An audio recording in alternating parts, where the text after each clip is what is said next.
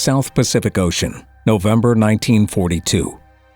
After one of the most destructive and decisive naval battles of World War II, a singular event occurred in the South Pacific, one of the most tragic episodes in the history of maritime warfare and one that most people have never heard about. How that disaster, far away in the vast reaches of the Pacific Ocean, has become intertwined with the history of the city of Buffalo, New York, is a story of civic pride, determination, coincidence, hard work, and spirit.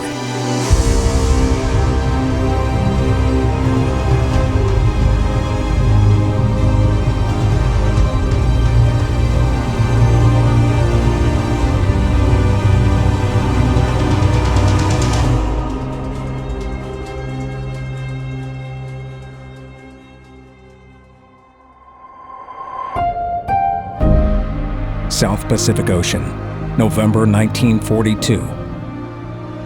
Ominously, the date was Friday the 13th, near the island of Guadalcanal.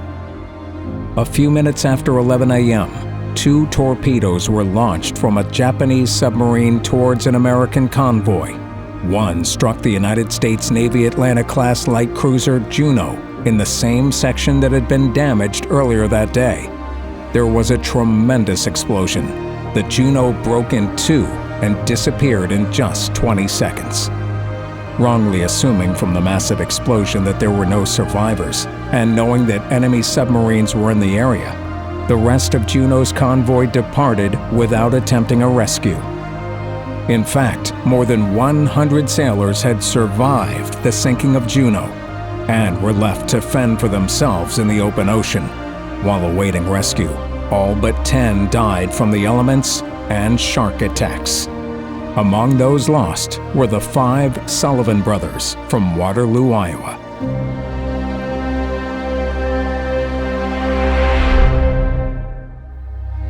January 3, 1942. After rough and tumble childhoods in Depression-era Iowa, the 5 Sullivan brothers faced an uncertain future. Work was scarce, and that work that was available was backbreaking and ill-paid. 2 of the brothers, George and Francis, the eldest of the 5, had already served a stint in the Navy, so it seemed obvious after the attack on Pearl Harbor that their 3 brothers, Joseph, Madison, and Albert, would join them in enlisting. Their only demand for their service was that they be assigned to duty together, despite strict U.S. Navy regulations prohibiting such an arrangement.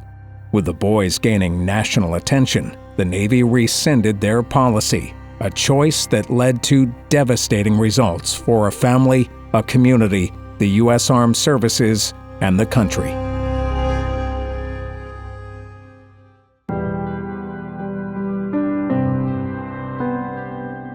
Buffalo, New York, 1977. Civic leaders in Buffalo were searching for ways to increase tourism and leverage an underutilized waterfront. It was at this time that a group of local leaders hit upon an idea for an attraction at the intersection of the historic Erie Canal, the industrial waterway that was the Buffalo River, the once bustling port of Buffalo, and the mighty Niagara River coursing inevitably towards Niagara Falls as one Great Lake empties into another.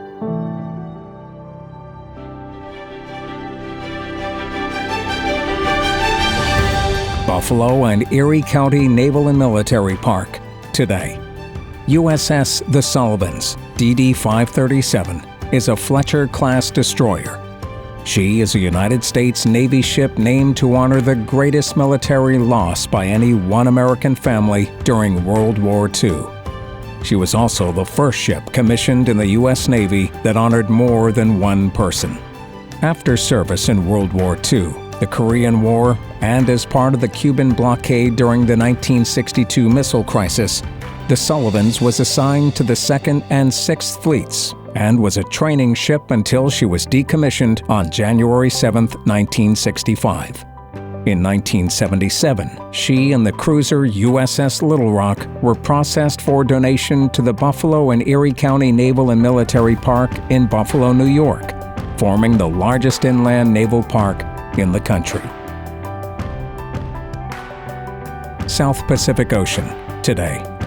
Only recently discovered, the wreckage of the USS Juneau rests scattered across the floor of the South Pacific Ocean at a depth of 13,000 feet. There as well, in eternal darkness, is the final resting place of the 5 Sullivan brothers, whose motto to the bitter end was, "We stick together."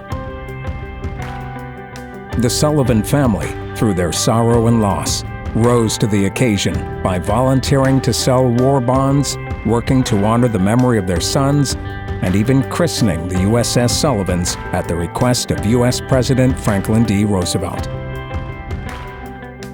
The Buffalo and Erie County Naval and Military Park is dedicated to the remembrance of such sacrifices by many men and women from all walks of life and ethnic backgrounds over the course of the many conflicts in our nation's history. To fulfill our mission to honor, educate, inspire, and preserve, we encourage you to visit the memorials, examine the artifacts, listen to the stories that are being kept alive here at the park, and remember them. Perhaps there are similar stories of courage, sacrifice, and duty in your family that need to be kept alive for future generations as well.